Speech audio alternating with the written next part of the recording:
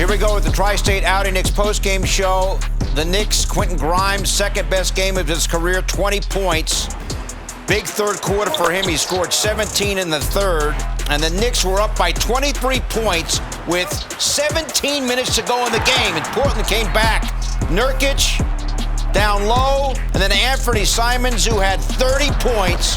Portland outscores the Knicks 35-11 in the fourth quarter. And they come back to beat New York 112-103. Great to have you with us from our Delta MSG studios. So much for the lucky tie. Bill Pito along with Wally Zerbiak. You got to burn that tie. You're right. What in the world happened? They were so effective and so explosive in the third quarter, and then they score only 11 points in the fourth quarter, getting outscored 35-11. What happened? Couple things. Without Mitchell Robinson, the defense is so built around a rim protector and Mitchell Robinson down low that when he wasn't able to play, Taj Gibson is great in his role, but when he has to go up against a bona fide five-man, he gives up 3-4 inches and he gives up a lot of strength. And Nurkic dominated the interior. So then they were just getting stop after stop after stop. He was swallowing up the rebounds. The Knicks completely couldn't get anything in transition. And defensively, they were exploiting the Knicks because they didn't have someone that could really rebound on the defensive end of the floor. Randle was great, but Randle's not a five either, and I think Nurkic just made a huge difference. And then the fourth quarter, Simons is a closer. He's a guy that can finish games. He got off to an awful start shooting the basketball, but somehow, some way, he got to 30 points. This kid is going to be a star in this league with what he can do, shooting the basketball and manipulating pick and roll. You know, you make an interesting point about Robinson because he barely played in the first half because of foul trouble. Mm-hmm. And yet the Knicks, despite being down 12-0 to start, were up by 5 at the half with Gibson playing well.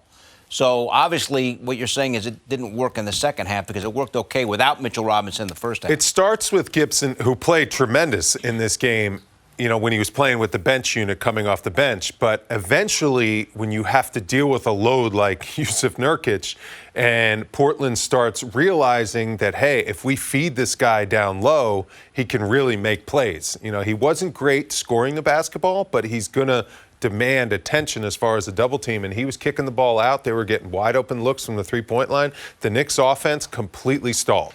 I mean, they were walking the ball up the floor in that fourth quarter despite having a lead. It was almost like they were watching the clock and just hoping for it to go to zero. Now, is that because Portland was making shots? I mean, it's hard to play with pace when you're taking the ball out of the basket, right? Right. When Portland's making shots and they're getting offensive rebounds, that's hard to do, to push the ball back at them. But that's no excuse for the Knicks to have awful possessions on the offensive end of the floor and be running up against the shot clock every single time down the floor. That was Simons' three. Made it 98-89. Then McLemore from the corner, he knocks down that three. That cut the lead to 6. And then Simons off the screen and roll, just right to the basket. See, that would be a play where if Mitchell Robinson was in the game, it would be tough for him to get that and one opportunity. That cut it to 3. Then Nurkic with the jam cuts it to, that gives them the 1-point lead. And then Nurkic, the offensive rebound, gets it to Winslow. And that makes the game 111. This is Nurkic right here with the offensive rebound. Then he gets it to Winslow. I mean, the momentum completely shifted to start that fourth quarter because the bench and the Knicks, they didn't play well. So then Tom Thibodeau had to mess with his rotations. Normally, he likes to stick with the bench for about 5-6 minutes in that fourth quarter, but he yanked them. He yanked 4 guys off the bench with 9.5 minutes left to go in that fourth quarter.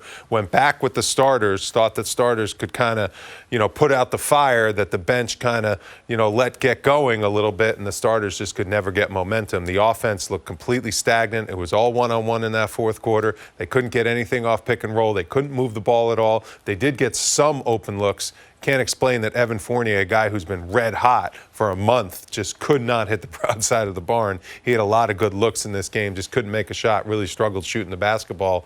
And that was a brutal meltdown by the Knicks in the fourth quarter in a game they really needed. Again, the Knicks were down 12-0 to start. They come back. I mean, that doesn't matter. I know, I'm just talking about the ups and downs within the game. You're down and then you're up 23 with 5 minutes to go in the third quarter. Saying, 17 minutes to go in an NBA basketball game, and you end up losing by 9. That's a 32-point swing. In 17 minutes of action. In 17 minutes of action. when you were dominating the game at such a high level.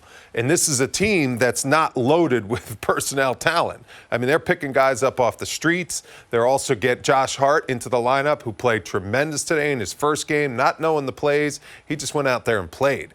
And that was an impressive win for this young Portland Trailblazer team that's in rebuild mode. On the positive side for the Knicks, no R.J. Barrett. Quentin Grimes had his second-best game as a pro, 20 points. The Knicks in that third quarter went 7 of 14 from 3, and Grimes by himself in the third quarter went 4 of 5 from downtown. And it was also Kemba Walker. Kemba Walker was great. I mean, this is one of Kemba's big-time efforts that he's had in the first time he scored over 20 points since December 23rd.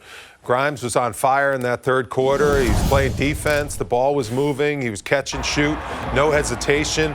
You know, a lot of sloppy play here by the Portland Trailblazers led to some easy baskets for the Knicks, and the Knicks were absolutely just dominating this game. Quentin Grimes, you know, the 5 for 8, 6 for 10 from 3, high efficiency rate game by him. You know, you throw in those 2 steals. He was active on the defensive end of the floor.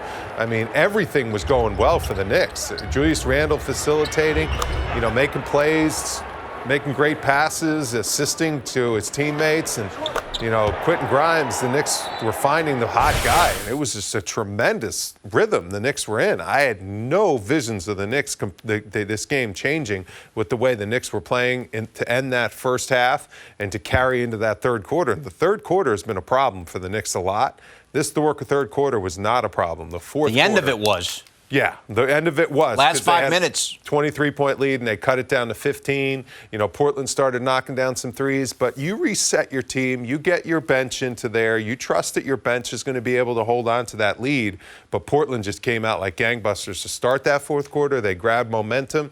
You know, it kind of rattles the team a little bit when all of a sudden, you know, the starters are resting. They're kind of thinking to themselves, okay, hopefully the bench holds off, and then we come in and then we finish the game out the last 6 minutes of the game. They're all of a sudden like, wait a second, the lead's almost gone. We got to get back into the game with 9.5 minutes. The momentum's completely changed. We're on the road at the end of a road trip, and they just could never get the game back. Knicks in the fourth quarter shot only 3 out of 18. They scored 11 points. Remember, against the Lakers when this trip started, they blew a 21-point lead. That game went to overtime, and they lost it. Tonight, 23-point lead. And as it is, the road trip ends up at 1-4. Very easily could have been maybe 3-2. Doesn't matter. 1-4. Knicks lose another half game in the standings to Atlanta.